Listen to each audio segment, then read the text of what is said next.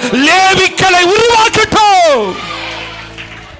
லேவிக்களை உருவாக்கட்டும். லேவிக்களை உருவாக்கட்டும். லேவிக்களை உருவாக்கட்டும். எங்க மாமனார் தான் அடிக்கடி சொல்லுவாரு, பாஸ்டர் ஸ்டீஃபன் தேவகுமார் ஐயா, அவரு வாலிப வயதுல அந்த மண்ணடியை தாண்டி அவர் போனது கிடையாதான். மண்ணடி, மின்ட், ஸ்டான்லி ஹாஸ்பிட்டல், அதை தாண்டி போனது கிடையாது. அப்படிப்பட்ட ஒரு பாரம்பரியமான இந்து குடும்பத்திலிருந்து பிறந்து ரட்சிக்கப்பட்ட மனுஷன். ஒரு முறை ராயபுரம் பகுதியில் போயிட்டு இருக்கும்போது, டி மேஜரியா, ராயபுரம் பகுதியில் போயிட்டு இருக்கும்போது, அங்க ராயபுரம் பகுதியில் இருக்கிற ரோட்டு மேல ஒரு சர்ச் இருக்கு, மாரநாதா சர்ச். அந்த சர்ச்சில் இருந்து ஒரு பாட்டு சத்தம் கேட்குது. உன் பாதம் பணிந்தேன், என்னாலும் துதியேன், உம்மையன்றி. காலம் சென்ற மாரநாதாவினுடைய ஃபவுண்டர் அந்த என்ரி ஜோசப் அதை பாடுறாங்க. அந்த பாட்டை கேட்டு ஒரு இந்து மனுஷன், பூணூல் போடுற மனுஷன், உட்கார்ந்தாலும் எழுந்தாலும் சாமி பேரை சொல்லிக்கிட்டு இருக்கிற மனுஷன், அந்த பாட்டை அவரை தொட்டதுனால உள்ளுக்குள்ள போனாரு, ரட்சிக்கப்பட்டாரு, இயேசு கிறிஸ்துவை ஏற்றுக்கொண்டாரு. 16 வருஷம் என்னுடைய மாமனார் ஹென்றி ஜோசப் ஐயா இடத்துல 3வது பிள்ளையா வளர்ந்தாரு.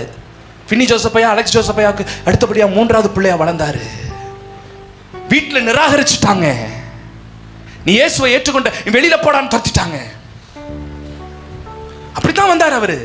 16 வருஷம் ஹென்றி ஜோசப் ஐயா தான் வளர்த்தார். அவரை வளர்த்து அவர் தான் திருமணம் பண்ணி வச்சாங்க.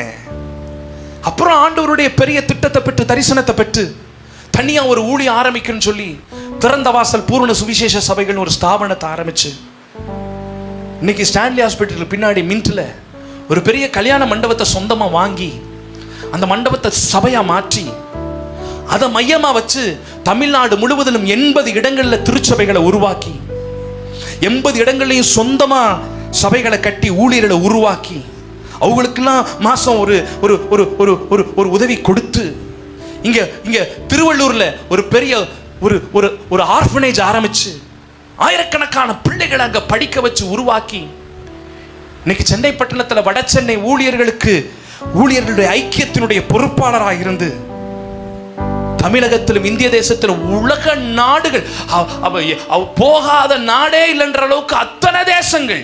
இன்னைக்கு இன்னைக்கு இன்னைக்கு இன்னைக்கு லண்டன்ல இருப்பாரு, நாளைக்கு கொரியால இருப்பேன் பாரு, நாளை கழிச்சு அமெரிக்கால இருப்பேன் பாரு. ஒரு மஞ்சப்பையை தூக்கிட்டு போற மாதிரி ஒரு பெட்டியை தூக்கிட்டு போற வர பிளைட் எல்லாம் கையை காட்டி ஏறி போயிருவாரு. ஏன் தெரியுமா சொல்ல வர்றேன்?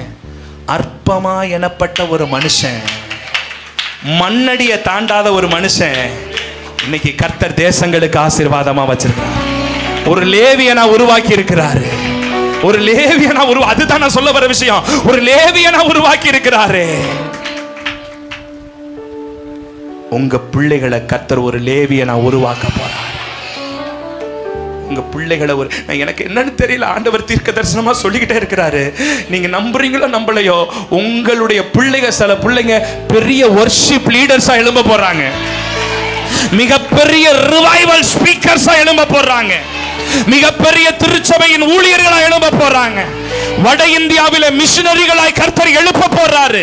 ஒரு அகஸ்டின் ஜெபக்குமார் ஐயாவை போல ஒரு மிகப்பெரிய மிஷனரிகளாக கர்த்தர் உங்க பிள்ளைகளை உருவாக்கட்டும். லேவிக்கள் எழும்பட்டும், லேவிக்கள் எழும்பட்டும். இந்த சபையில லேவிக்கள் எழும்பட்டும். ஊழியக்காரருடைய சந்ததிகள் லேவிக்களாய் எழும்பட்டும், லேவிக்களாய் எழும்பட்டும்.